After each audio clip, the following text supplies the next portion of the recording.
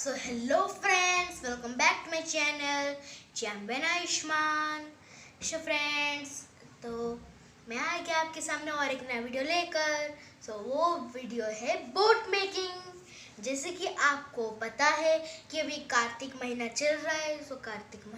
कार्तिक महीना अभी ख़त्म होगा और कार्तिक पूर्णिमा अभी आ रहा है। उस दिन हम क्या करते हैं, उस दिन हम सुबह सुबह उठकर बोट को पानी में छोड़ते हैं। उसी के लिए मैंने एक बोट बनाऊंगा। आप सब मेरे साथ बने रहिए, देखिए, एंजॉय कीजिए। Let's start.